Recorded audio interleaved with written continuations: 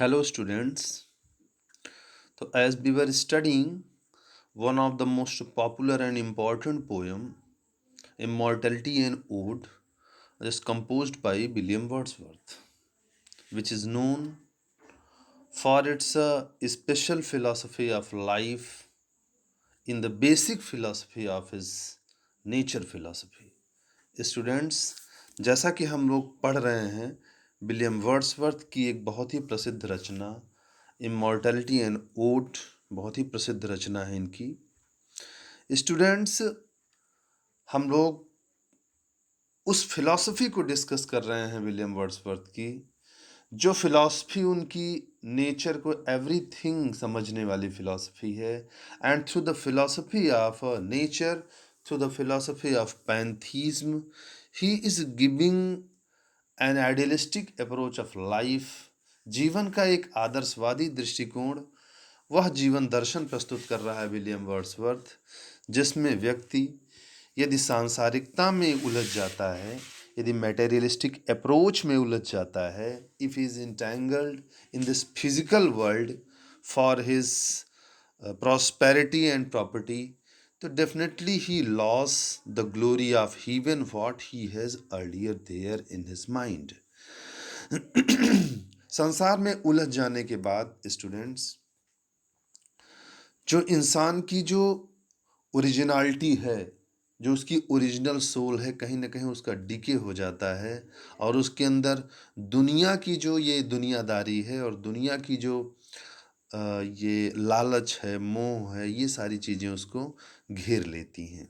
Okay students, तो I think we have reached the point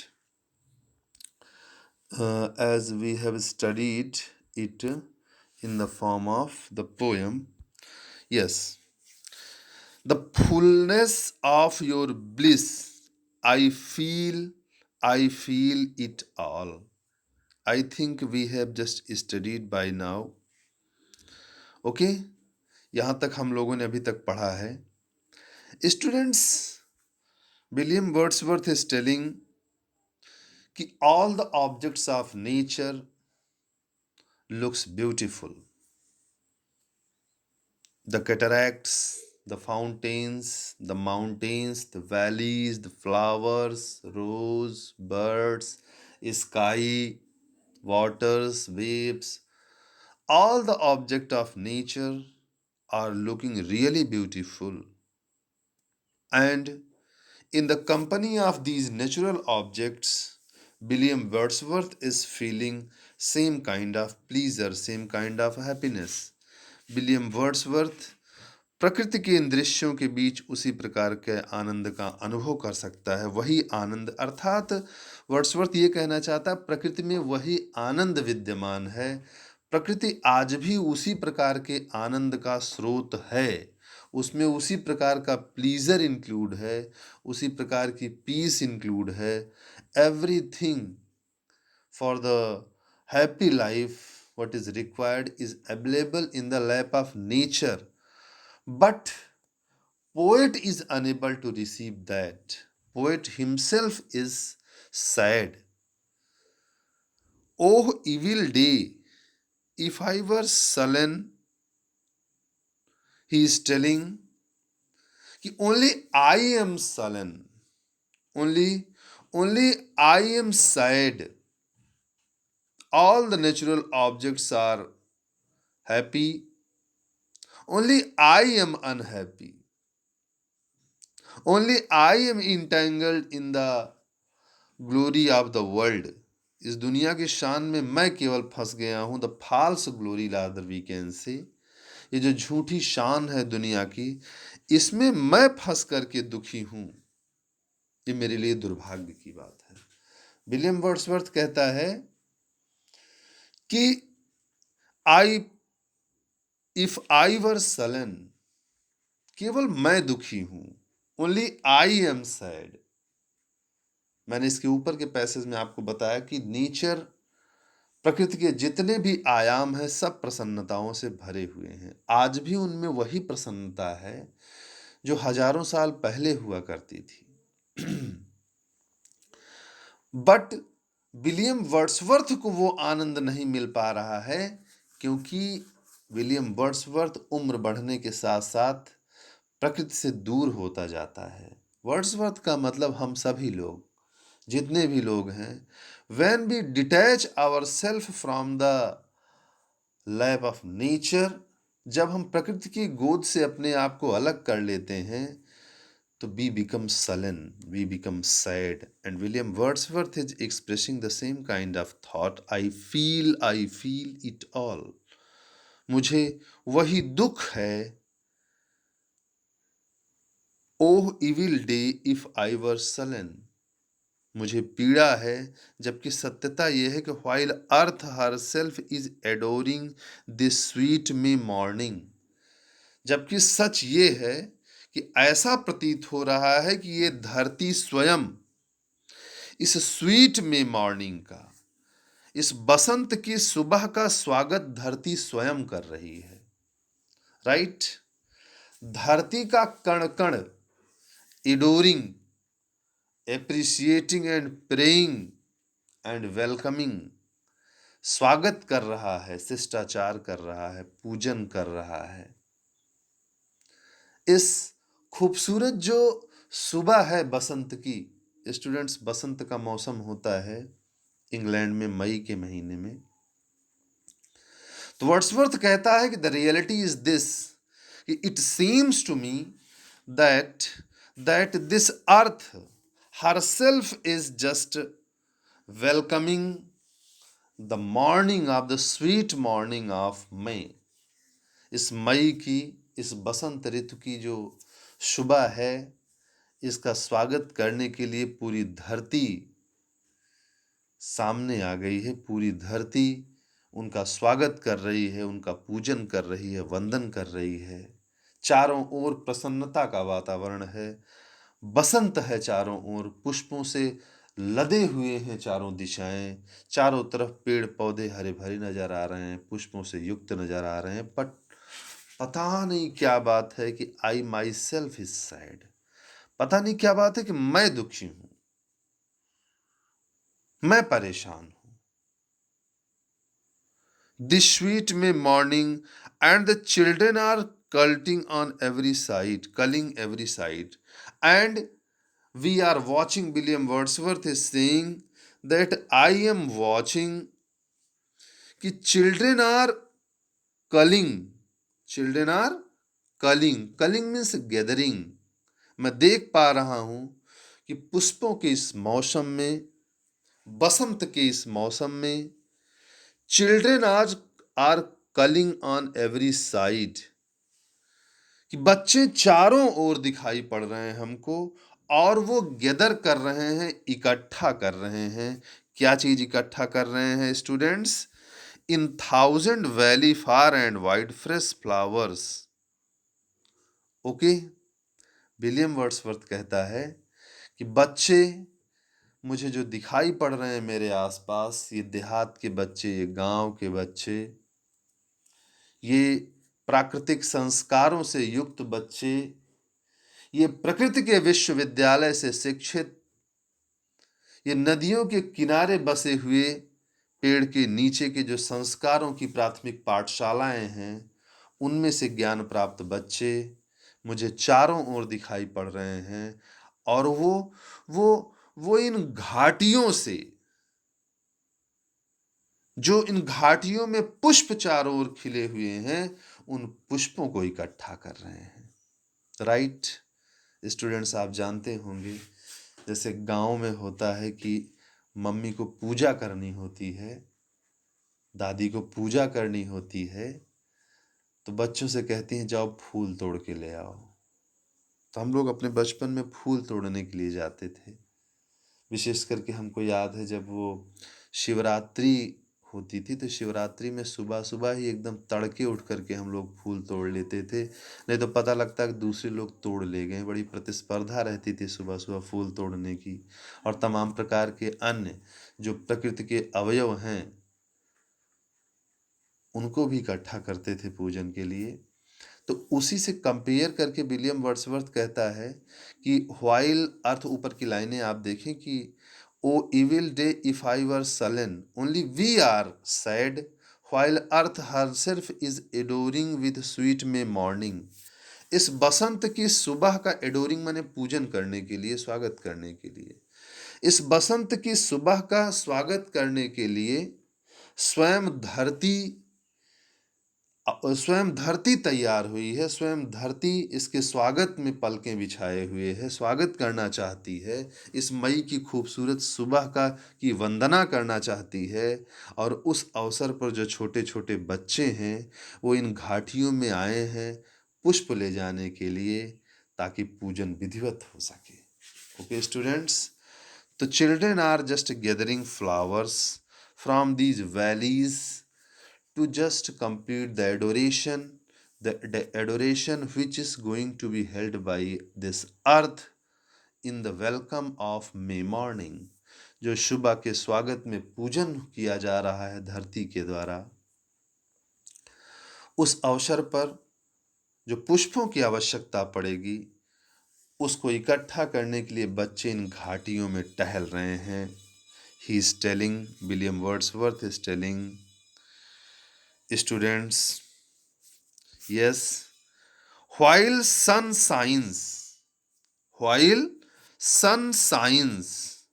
जबकि सूरज चमक रहा है, वार्म, काफी गर्म है, means this is a time of a bit relax time, specially in England में स्टूडेंट्स, जैसा कि आप जानते हैं बहुत गर्मी बहुत सर्दी होती है, साल भर बर्फ ही गिरती रहती है। तो उनके लिए सबसे जो सुखद मौसम होता है वो बसंत के आसपास जो ग्रीष्म आता है, मई अप्रैल के आसपास, वो सबसे खूबसूरत महीना उनके यहाँ माना जाता है। और जब थोड़ी सी धूप होती है तो समझ लीजिए उन लोगों के लिए अमृत बरस रहा। अपने यहाँ तो धूप हो जाती है तो बड़ी तकलीफ हो जाती है, लेकिन उनके यहाँ साल में बहुत कम समय के लिए धूप होती है, तो वो उनके लिए उत्सव का समय होता है। इसलिए स्टूडेंट्स, वर्ड्सवर्थ कहता है कि while the sun shines warm, सूरज काफी गर्म है, the sun is very hot, and the babe leaps up on his mother arm. And William Wordsworth, what a nice description of the villages, especially the pastoral areas, especially the village areas. This is known for its special kind of emotional culture, the culture of relations, the culture of respect, the culture of honor, the culture of prayer, the culture of worship. Students, William Wordsworth उस ग्रामीण परिदृश्य को प्रस्तुत करने का प्रयास करता है जो गांव अपने पूजन के लिए, अपनी वंदना के लिए, अपने स्वागत के लिए, अपने संस्कारों के लिए, अपने शिष्टाचार के लिए, अपनी संस्कृति के लिए, अपनी सभ्यता के लिए जाना जाता है। स्टूडेंट्स, जब गाँव में हम लोग अगर क्लोजली ऑब्जर्व किए हों तो जब सर्दियों के महीने में पता लगता है कि कोहरा पड़ रहा है, लगातार धुंध ही छाई हुई है, कई दिनों से धूप नहीं हुई है, तो जब अचानक धूप हो जाती है तो जो आनंद प्राप्त होता है, इंग्लैंड में तो साल भर धुंध और कोहरा ही रहता है, बर्फ ही गिरती रहती है, तो उनके लिए तो मई का महीना बहुत ही सुखद रहता है। तो स्टूडेंट्स वहीं से उठाता है विलियम वर्ड्सवर्थ कॉन्सेप्ट को, कहता है कि जबकि सूरज थोड़ा निकला हुआ, जैसे अपने लोगों के यहाँ जब सर्दियों में जिस दिन धूप अच्छी निकल आती है तो हमारे घर में जो मम्मी हैं, जो आप लोग देखे होंगे, या भाभियाँ होती हैं, तो वो लोग क्या करती हैं कि छत पे या आंगन में जहाँ धूप होती है तो वहाँ जो छोटा बच्चा होता है 1 साल 1.5 साल का, 7 महीने 8 महीने का, उसको अपने पैरों पे लिटा करके उसमें खूब सारा सरसों का तेल लेकर के गर्म करके उसको मालिश करना शुरू करती हैं, राइट। या उसको धूप में लेके बैठ जाती हैं थोड़ी देर के लिए, उसको धूप लग जाए, उसको तेल और लगा देती हैं। तो वो जो गांव का परिदृश्य है उसी को विलियम वर्ड्सवर्थ दिखाता है कि जबकि सूर्य चमक रहा है, गर्म है, and the babe leaps up on his mother arms, और देखता है कि एक माँ है जो अपने बच्चे को अपनी गोद में लेकर के धूप में बैठी हुई है और बच्चा जाग रहा है और उछल रहा है, खूब खेल रहा है अपनी माँ की गोद में। ओके स्टूडेंट्स, विलियम वर्ड्सवर्थ कहता है कि the sun is hot, the sun is warm and we are watching a baby, baby means baby, I am watching a baby just leaping in the arms of mother. अपनी माँ की बाहों में, अपनी माँ की गोद में वो नन्हा सा बच्चा गजब उछल रहा है, गजब मजे ले रहा है, बहुत खुश नजर आ रहा है स्टूडेंट्स। वर्ड्सवर्थ कहता, I hear with Joy, I hear. कहता है मैं उसकी आवाजें सुन रहा हूं, उसकी किलकारियां सुन रहा हूं। वो बच्चा प्रकृति का ही एक अंग है, क्योंकि आज भी उसके अंदर वो प्रकृति विद्यमान है। अभी जो मस्ती उसमें दिख रही है, जिस आह्लाद के साथ वो हंस रहा है अपनी माँ की गोद में पड़ा हुआ, वो तभी संभव है जबकि आप बच्चे हों। क्योंकि जैसे बच्चे से आप बड़े हो जाते हैं तो आपके ऊपर तमाम प्रकार की विसंगतियां हावी हो जाती हैं। You never remain the same as you were earlier in your childhood. आपका हृदय, आपकी आत्मा, आपका अंतःकरण वैसा नहीं रह जाता है जैसा कि आप बचपन में हुआ करते थे। तो जो वो बच्चा है, उसकी मुस्कान, उसकी हंसी, उसकी किलकारियों को विलियम वर्ड्सवर्थ प्रकृति के स्वरूप में, प्रकृति में ईश्वर की उपस्थिति के रूप में देख रहा है। I hear with Joy, I hear. कहता है सुन रहा हूं, और न केवल सुन रहा हूं बल्कि पूरे आनंद के साथ सुन रहा हूं। We are feeling a kind of pleasure there in their voice. उस बच्चे की आवाज में मुझे जो आनंद आ रहा है, उस आनंद की अनुभूति मैं कर पा रहा हूं। But there's a tree and many one.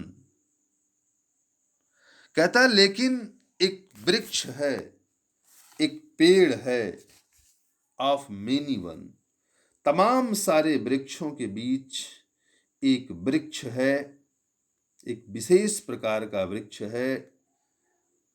Yes students, a single field but there is a tree of many one.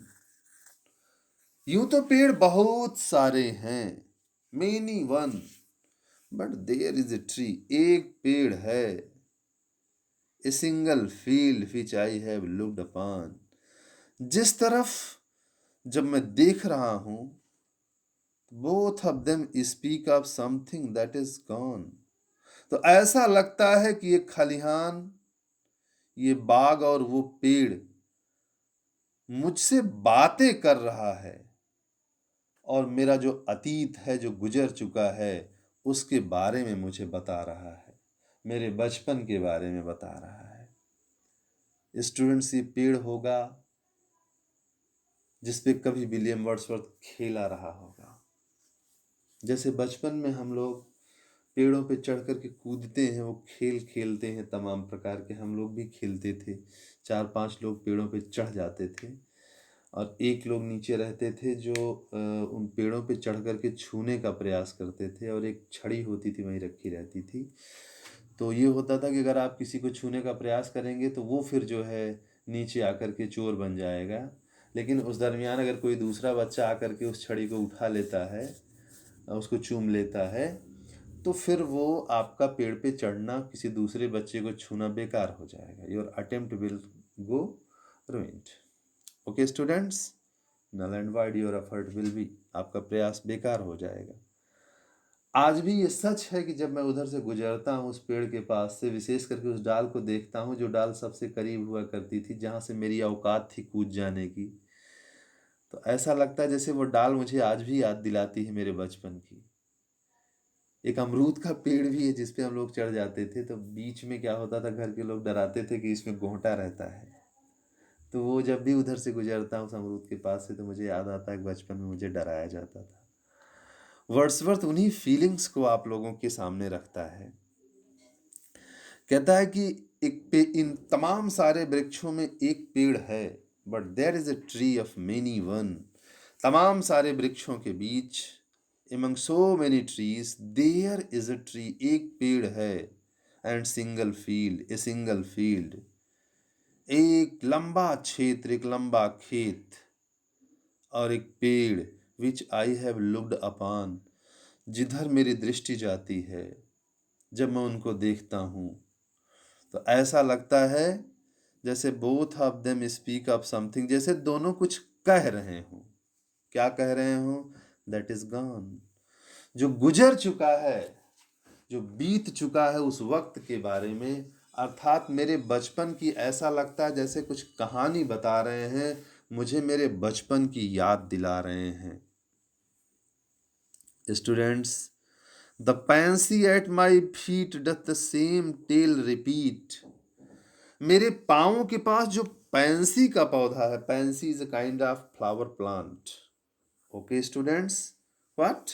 Pansy is a flower plant. एक पैंसी जो होती है वो फूलों का एक प्रकार है। आप लोग शायद इसको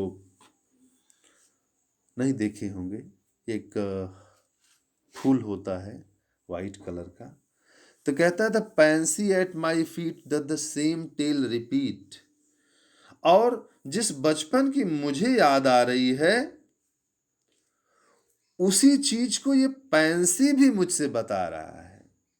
ये मेरे पैरों के पास पड़ा हुआ पैंसी, मेरे पैरों के पास खिला हुआ ये पैंसी का पुष्प, मेरे पैरों के पास द सेम टेल रिपीट, ये भी वही कहानी दोहरा रहा है, मेरे बचपन की वही यादें दोहरा रहा है, जो यादें मुझे उस वृक्ष को देख करके आती, उस पेड़ की छाया से मैं जो गुजरता हूँ तो मेरा बचपन मुझे याद आता है।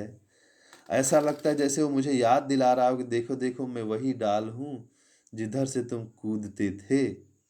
राइट, मैं वही डाल हूँ। Right. The students, Wordsworth is telling कि same kind of